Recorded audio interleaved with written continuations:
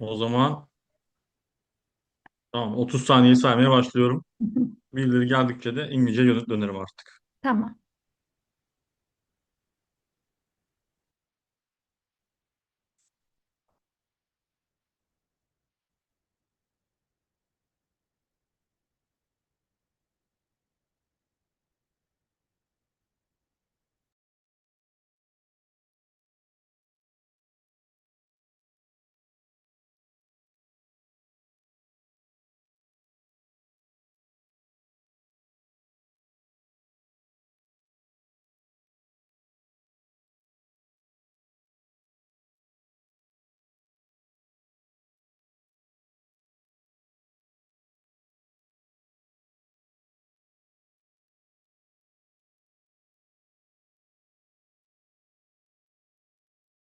Hello everyone.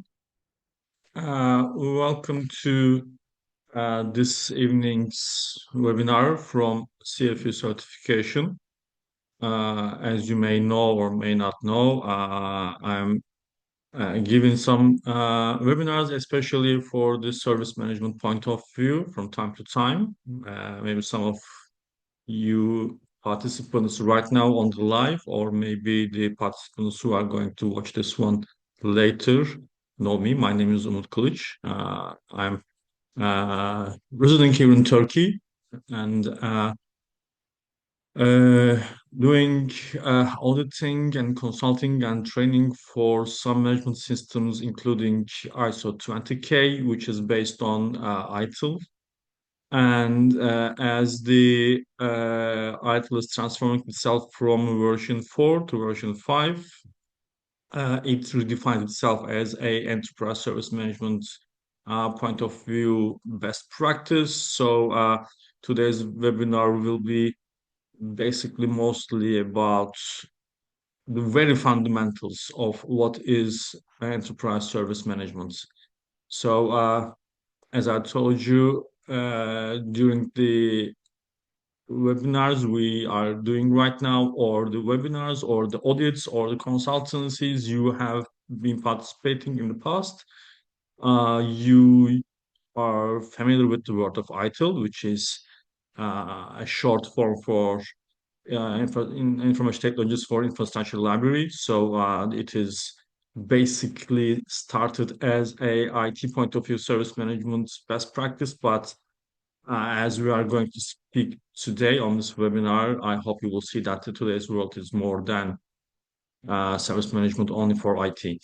So before we start, I introduce myself. So it is time to introduce CFU Certification, which is a UK-based certification and training company.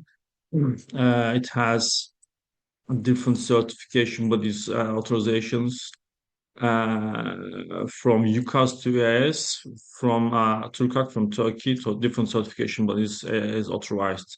CFE done its training and auditing practices all over the world for different type of management systems. And as you can see, they are operating on certification, audit training, and gap analysis. So let's speak after that. Let's speak about our main topic, the enterprise service management. So basically, in the previous versions of service management, we spoke mostly about IT service management. Uh, on the first versions of ITIL, it is mostly something about keeping the infrastructure, sorry, up and running. So that's why the IT information technology infrastructure library it is called. So basically it was about infrastructure operations, and after that the software operations is also uh, a part of its view, let us say. And during these operations, we spoke mostly about keeping IT operations or applications or infrastructure up and running without asking our customers to manage some costs or risks. So, for example, if they want to use a banking application, it is not their responsible to think about if the servers are up and running, or if the databases are okay, if the available personnel are capable enough to handle the issues and so on. So mostly we talk about infrastructure applications. But what is service today? Let me speak about this one. So we live in a service-driven world. It is not only about, as you can see, the ERP systems or online banking or internet access, as we are familiar with the ITIL thing, as the first two letters of ITIL is information technologies, and this kind of stuff is internet access or online banking or ERP systems are basically IT services. But if you widen your perspective, and if you uh, use the word of service in your own life, you will see that we are living in a service-driven world. For example, we are getting food delivery for our homes. So basically, it is no different than an internet access. Both are provided from a service provider. Both of them have its customers, and both of them have their SLAs, for example.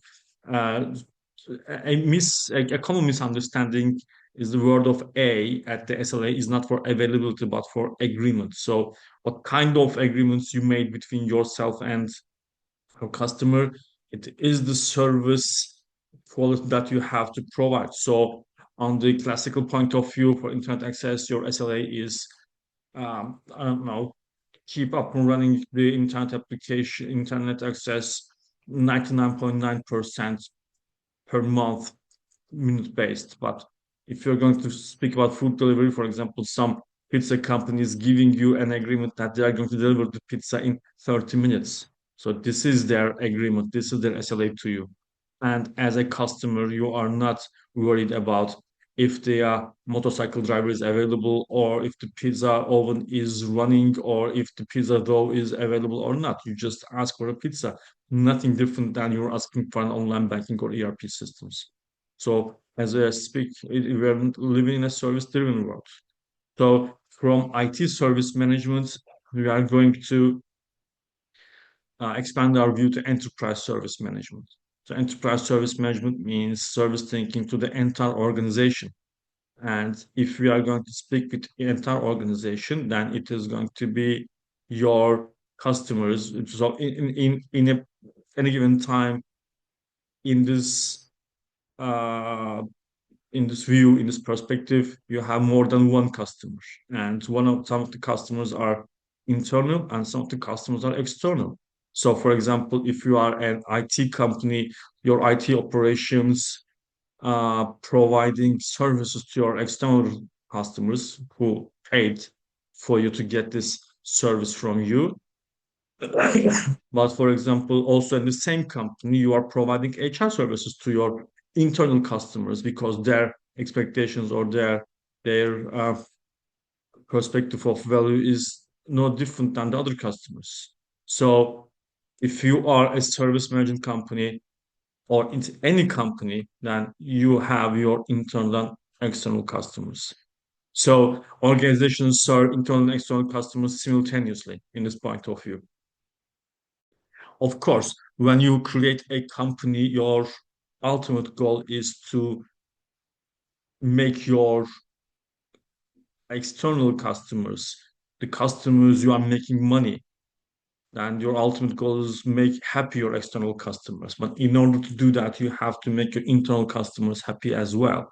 So when we are speaking about enterprise service management, there is an enterprise service management to the based on your face to the world, to the other customers, like internet access customers or online banking customers or pizza delivery customers or healthcare customers. And you have also, so this type of external customers may differ from one company to another. But regardless of what kind of business you are doing, regardless of how big your company is, regardless of what are the services you are providing to your external customers, you have to serve your internal customers as well. So if you are not going to uh, effectively uh, provide ERP service to your purchasing department, for example, it's impossible for you to provide pizza delivery service to your ultimate customers, the external customers. Or if you are failed to provide good HR services to your internal people, like healthcare or like better salary or something like that, it's impossible for you to provide these services to your final external customers, for example, banking applications. So fundamentals are never change. And if you are providing uh, for example, IT service to an external company, external customer, or you are providing a pizza delivery service to your external customer, or you're providing HR and IT services to your internal customers in order to provide cargo services to your external customers. Some fundamentals are never change. So first of all, you have to understand the customer expectations. If they are external customers and they're expecting you to provide internet banking service, or they're expecting you to provide the pizza within 30 minutes if this is your SLA. So you have to define SLAs. And if they are internal customers, then they have to wait, for example, to be paid by of their salary at the very first day of the week. So this is your agreement between you and your internal customers and so forth. So I think you get the point. So also you monitor the performance for yourself to the internal or external customers. So you have to control the costs in order to provide better uh, priced services to your external customers. And of course, you want to improve the customer experience. So the fundamentals are never changed, regardless your customer, your external customer is waiting for an internet banking application up and running, or if they're waiting for pizza to be delivered within 30 minutes to their doors, or if the customers are waiting to be paid within the first day of any month. So these fundamentals are never changed. So in order to do that, the one and most important thing is the customer centric thinking. So you have to understand who your customers are. So from now on, I'm not going to repeat myself in order to save some time, in order to save your time. I'm not going to differentiate every time from now on. Like you may have internet access customers, external customers. You may have pizza waiting external customers, or you will have salary waiting internal customers. I'm not going to repeat myself, to save some time. So from now on, I'm going to generalize it as the word of customer. So if you are going to serve your customers for the sake of the eternal goal of your company, you have to know each and every different customer's expectations from you as a manager or the managerial board of a company. So there is a very perfect example I love to give on all of my trainings.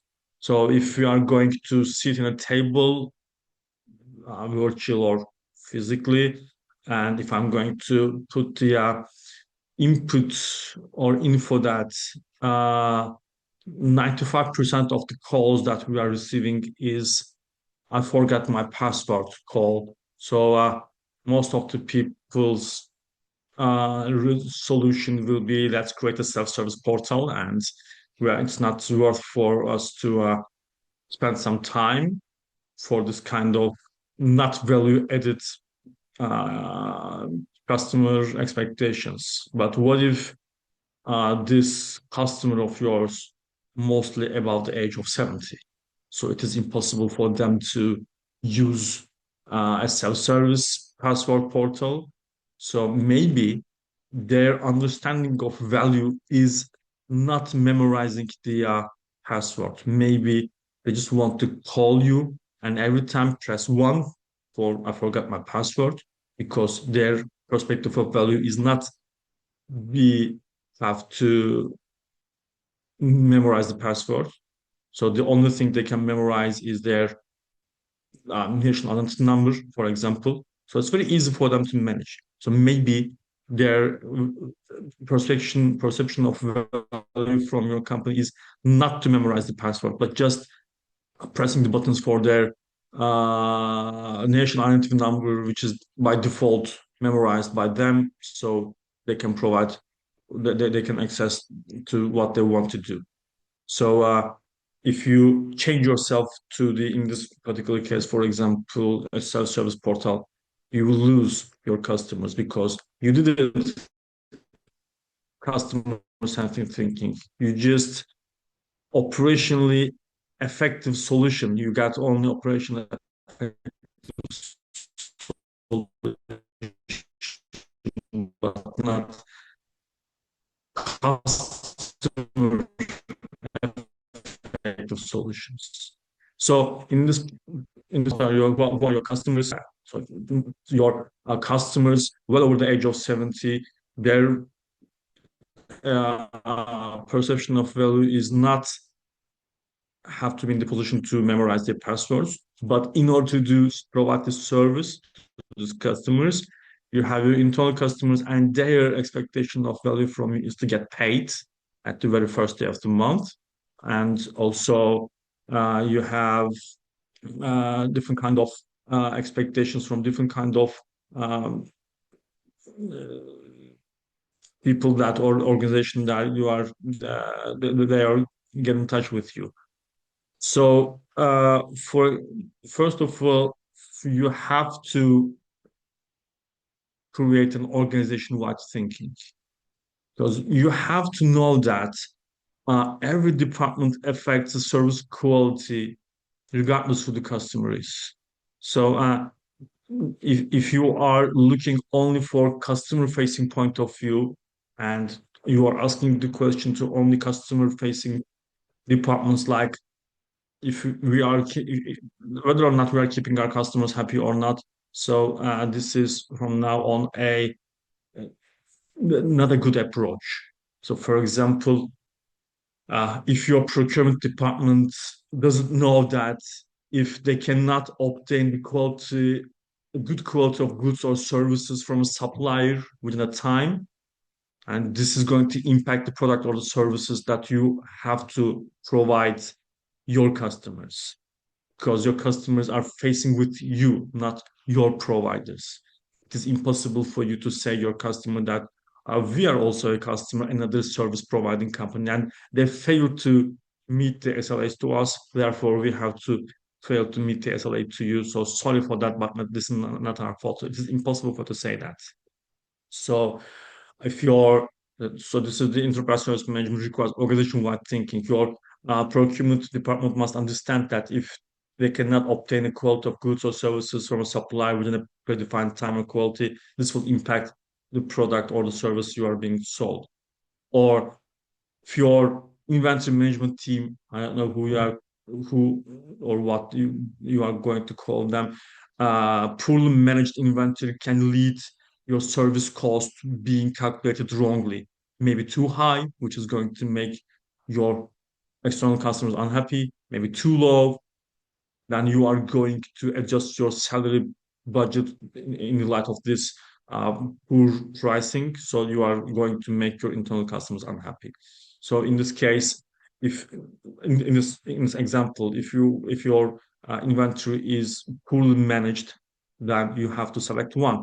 With or without knowing, you have to select if you are going to make your external customers unhappy or internal customers unhappy. Just because your inventory team just thinking that their sole obligation is to the keeping inventory up and running and their sole responsibility towards the management of the company. No, the procurement team or for the procurement team, the inventory team, everyone, if they fail to do something they should do, and it's going to affect your enterprise-based service management to your customers, regardless of their internal or external. So the connected processes has to be created.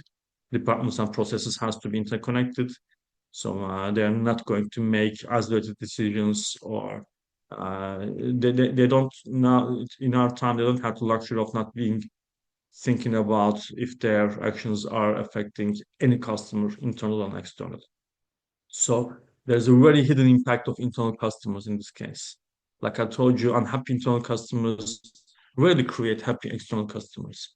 Because yes, at the bottom line, your company is facing to sell something to your external customers. It may be a service like banking application, or it may be a good like pizza, as we spoke. It's also a service. But if your internal customers, if as a management point of view, if you are not thinking that they are also customers, they also have their perception of value, so they're not going to work with you as they should be, or maybe they will leave your company as soon as possible. So and it is as I said, it is just 2026, so it is really easy for any employee. In this case, we are calling them internal customers. It's very easy for them to uh, find new jobs all around the world with remote working or something like that. So, as managers or as decision makers of any companies, we have to think about our employees as an internal customers as well. So, as senior management, we are now we have to provide benefits to our employees, uh, handling them as internal customers. So are they getting the benefits they're expecting from you? Maybe salary as an SLA, maybe a work-life balance as an SLA, maybe recognition or maybe fair treatment. If it is easy for you to uh, measure these things, these are the SLAs that you have to provide to your internal customers in order to make them happy and in order to create happy external customers. So my some of the last sorry for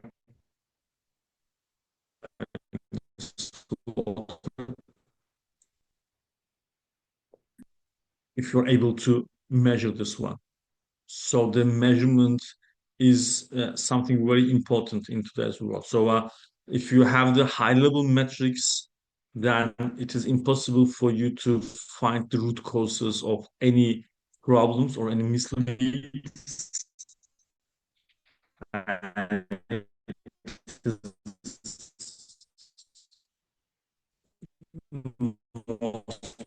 Probably to lead to incorrect decisions. So detailed operational visibility is essential, and deep measurements will help you to identify bottlenecks, optimize resources, or improve outcomes. So, for example, if you have a broad perspective, if you have a high level perspective, there's a very significant difference between seeing that you exceed the solution or delivery timeline 10% to your customer, and 10% of this performance, which is bad in case, is this performance has dropped solely because one of the people in your team's performance is just bad. Have a escalate to your external customer, like we are going to resolve your questions within 1 hour. And if you have these high level metrics, you will just take your report and you will see that you are resolving the question within 1.5 75 minutes. So you are 25% off your 25% off from your SLA. So this is a high level metric. But if you take a look, you will see, if you take a deeper look, you will see the exact how can I say, reasons of this thing. So maybe you have 10 people, 10 guys responding customer queries. Nine of them are doing them within 25 minutes, just one guy just responding them within 2 hours. So in average, you see yourself at 1.25 times, 1.25 hours of time. So please measure as deep as you can do. And also, in this particular case, for example, it is important for you to evaluate the customers as well. Maybe the reason of any shortcoming of yours caused by a customer. So maybe the problem lies with them. If your customer keeps giving you incorrect information, if the customer is, for example, a banking application customer, and if they are repeatedly giving you the wrong error code, or if your external customer waiting you to deliver pizza, and if they repeatedly give you the wrong address, it is impossible for you to provide the best of SLA that you should do. So in this case, the root cause is not you.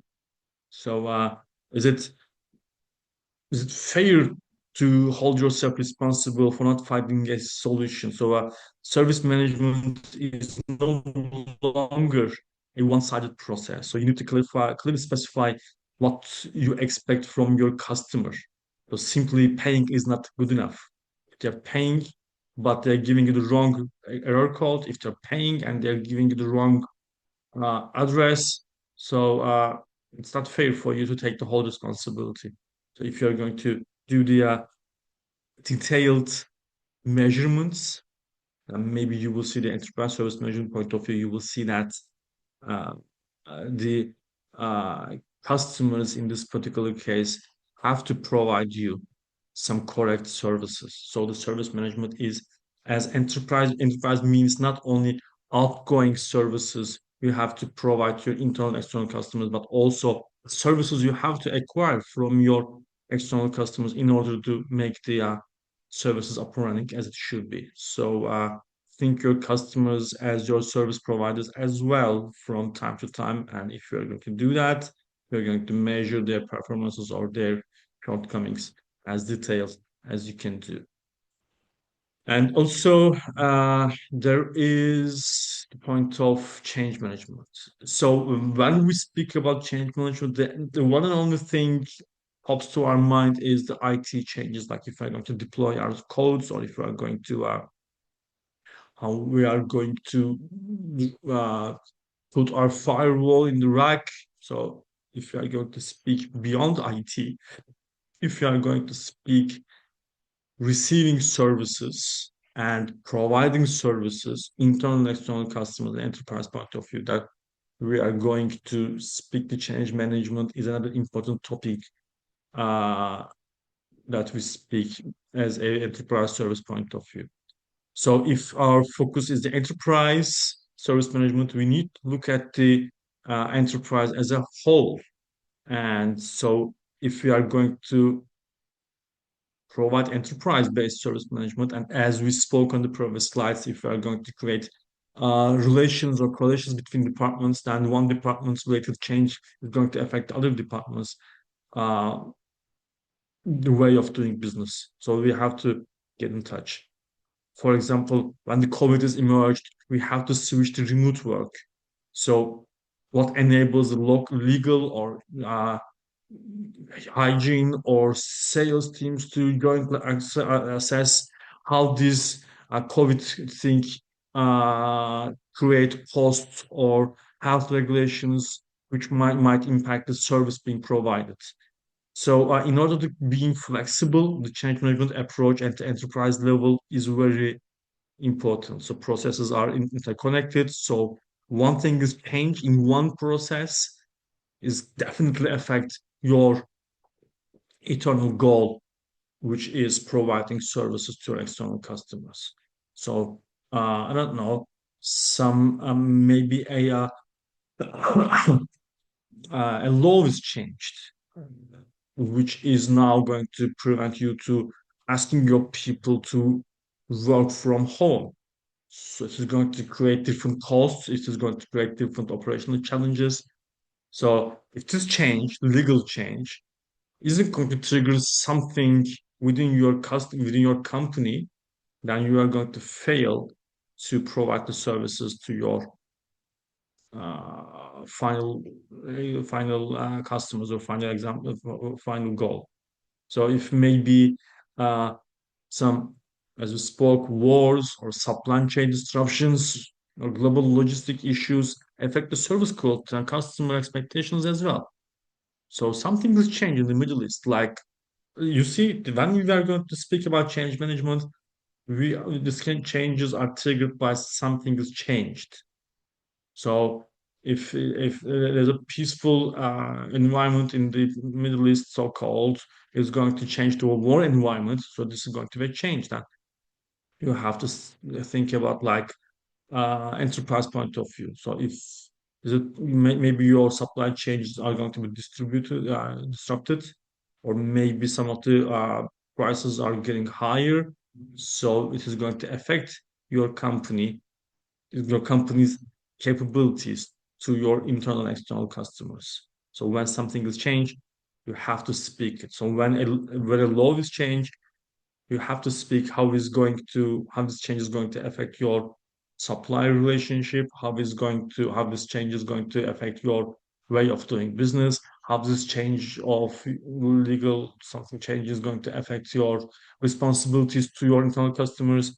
So at the bottom line, how it is going to change your capabilities to external customers. So as I told you again and again, if this is an enterprise service management, you have to think enterprise, you have to think that your customers are internal and external, and you have to think enterprise point of view. Something's changed, everything has to be changed. So just keep it correlated, just keep interconnected between your departments. So modern enterprise service management requires collaboration. So, modern organizations can no longer operate successfully with isolated departments working independently, as I spoke to you. If procurement delays purchasing some vehicle parts, your operations may experience service interruptions to provide pizzas, for example, to your external customers. Or if finance departments delay supply payments, then the delivery performance may suffer, then your SLAs will be lower than it should be to your external customers. So from customers' perspective, these are not separate departmental problems. The customers only sees one thing. The service is working properly or not properly as I'm paying to get this one. So that's why organizations need fair visibility. Basically, every department is now a service business. Their customers maybe differ from one department to another, from internal customer to external. So technology is not alone is a solution, but culture and collaboration only create success. And also, another important concept is the accountability. In traditional organizations, for example, problems are often transferred between departments. Like, this is not our responsibility. So, but in enterprise service management point of view, this requires a collective ownership because services are, as I told you, every department is now a service business. So they're providing services to the customers of theirs. So as every service if departments are interconnected, all the services are interconnected to the ultimate goal of yours to your external customer. So if the services are interconnected, success and failure also should be interconnected. And finally, the shared objective, creating a shared objective based on this objective, creating a culture is very important. So, for example, if one department is focuses only on reducing costs, while another department focuses on speed, another department focuses on employee happiness, so conflicts become inevitable. And this conflict at the final line is going to create a shortcoming to your capabilities to provide service to your external customers. So, in this oh, sorry. This is there's a misworking uh, animation, let me say. So the key takeaways are the service management is no longer only IT's responsibility. So when we speak this enterprise service management based off ITIL version 5, for example, we shouldn't be no more fooled by the world of IT in the short of ITIL. The service management is no longer on IT's responsibility, and it is the responsibility for every department of every fiber, let me say, of the companies. And you have to think SLA-based thinking. So as I told you, every department is now a service business, and every department's internal and external customers may be different, and their agreed SLA, agreed expectations may be different. But this differentiated expectations makes a whole, and this whole is going to be the difference if your company is going to be selected from ultimate external customers or not. And also measurements is very critical. As I told you, the detailed measurement is very critical. And as I told you again, if department based point of view, you are going to if if as it should be, if you know that every department has its own customer, every department is now a service business, then every department is going to have their own detailed, differentiated measurement point of view. They have to own, they have to operate. So all these measurements is going to create some ultimate measurement or ultimate score. If you're at the green side or the red side of the line is the external customers' perception of value, and also collaboration is essential. As I speak to you, this enterprise service management is uh, companies' sole responsibility, maybe to get in touch with each other. So the customer first thinking, but thinking who is the customer. As I told you, you are not no more you are going to think your customer. No more you are going to think your company is a service providing company, regardless which the service you're providing, pizza or healthcare or cargo or IT or online banking. But you have to think that you are not only one service providing to your external customer company. You are now more than one service providing company within your internal and external customers. So first of all, you have to know that you have different kind of customers. And after that, customer first thinking, collaboration, and holistic service management is going to be the difference between successful organizations and not. So in this very fast, let me say, the webinar. I hope I can make the key takeaways to be understood by the participants right now in this live uh, broadcast, or for the ones who are going to watch this one from YouTube or our social media accounts of the CFE, which are you can see right now.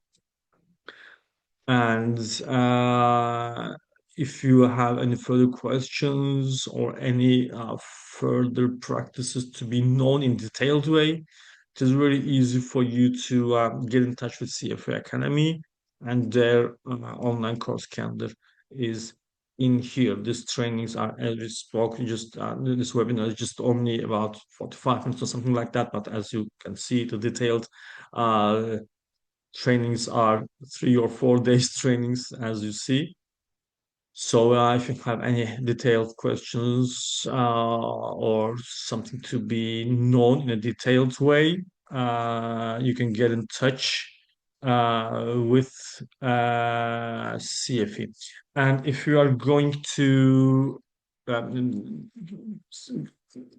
stick on the whole webinar, you can find a link on the chat right now. The operational friends of mine I just sent. But if you, after watching this webinar live or later, if you click on this link, that you will get a certification of participation for this webinar. So I hope that this first webinar is create some fundamental changes of your perception about service management, and maybe we are going to see each other on detailed trainings or any other webinars in the future. So for now, I'm thanking for your time and attentions, and take care. Bye bye.